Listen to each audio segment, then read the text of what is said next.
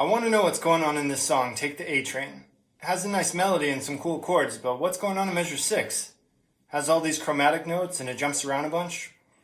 Also, why doesn't this tune have a climax? It just keeps repeating the E at the top of the staff. It seems to me there's something deep going on underneath the surface of the A Train.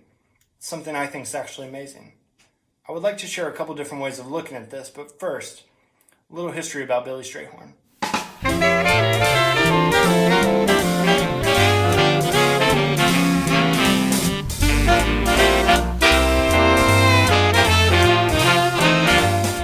He grew up in Pittsburgh and he was kind of an amazing guy. It seems that he got interested in music from his grandmother who played the piano, but he didn't have a piano in his house, so while he was still in grade school, he went out, got a job, and bought one. By the time he graduated high school, he had already written a concerto for piano and percussion, and he played it at his graduation with some of the people from his school. In 1936, he went to the Pittsburgh Musical Institute, and 1 year later his teacher died, so he quit because there was pretty much no one else there that could teach him. Then in December of 1938, the Duke Ellington Orchestra came to Pittsburgh, and one of Billy Strayhorn's friends introduced him to Duke. Pretty soon after Duke heard him play, he hired Billy Strayhorn and paid for him to move to New York City. When Duke gave him directions, he decided to use part of them as the title for a song, Take the A Train. He wrote it really fast, and he said the music was sort of Fletcher Henderson inspired, so if you like this type of stuff and you don't know Fletcher Henderson, go check him out. The melody starts on the note G, 5th scale degree, and the first chord is C major 7, which is a pretty sounding chord. In measure 2, the melody jumps up a major 6th to E, and then back down to G, and then up a perfect 4th to C. This is just outlining the notes of the chord, and it sort of sounds like the NBC theme. In measure 3, something cool happens. The melody skips up a major 3rd to E, and then jumps down a minor 6th to G sharp, and the E and the G sharp are the 9 and the sharp 11 in relation to D. All these leaps in the melody are very expressive, especially the one in measure 3, and having the G sharp last for almost 2 measures makes it seem important. In measure 5, we get a D minor 7, and the melody just moves up 1/2 step to A. This releases some tension, but then in measure 6, now what?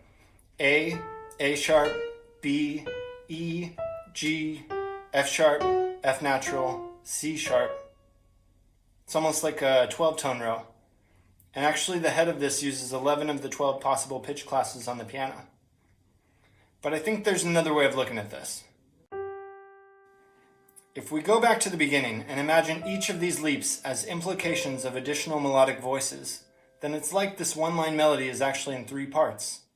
You can connect the opening G to the G sharp in measure 3, then to A and A sharp, and the E and the C just hang out above until measure 6, where the C goes down to B and meets up with the main line. Then in measure 6, a new voice opens up on G. This maintains the 3-part texture across the 3rd beat of the bar, and I think this is part of what makes this head so solid. This new voice goes down to F sharp, then to F natural, and this pulls the E down below the main line. If we look at it this way, then the last note of measure 6 is actually the climax, and it's an upper neighbor that resolves right on the downbeat of measure 7. Finally, the F natural is resolved to E, and then the main line starts over again. What happens in the B section is a perfect contrast in a few different ways. It still uses some of the rhythmic ideas from the head, but instead of doing another ascending line, all the tones just float through the first 5 bars, and the subdominant harmony of F major 7 balances those dominant chords from the beginning. In measure 6 of the B section, the F goes to F sharp, and then the A goes to A flat in the last measure, which both lead back to G for one more repeat of the head. My first thought after looking at this was, did Billy Strayhorn think of this melody as being in 3 parts, and is that why he had a new voice open up on the 3rd beat of measure 6? Also, did he intentionally make a contrast in the B section by going to the subdominant and then avoiding another melodic progression? I know it's possible for some people to recognize this stuff by ear, but for me I had to spend some time tracing each of the parts. When I told my teacher about the 3-part melody, he said, "Oh yes, Take the A Train is like 3 Worlds by Escher." In addition to being a perfectly balanced and functional 32 bars, I think this piece is also programmatic and may even be self-referential. If you've been in New York City and have taken the A train to Harlem, it's not hard to imagine this music as the soundtrack to trying to get down there, trying to find the right train, trying to get on, then riding it through the B section, and getting off with one last repeat of the head. It is also interesting just how prominent the note A is in the A train. In the beginning, it's possible to connect that big G sharp to A, and then in the B section, A is the first note we hear, and this pitch is sustained until the last measure where it goes down to A flat. If that's not enough, just look at the last chord, C6. I hope this all makes sense. Let me know if you have any questions, and also please share if you know of any other pieces that use similar techniques in such a concise way.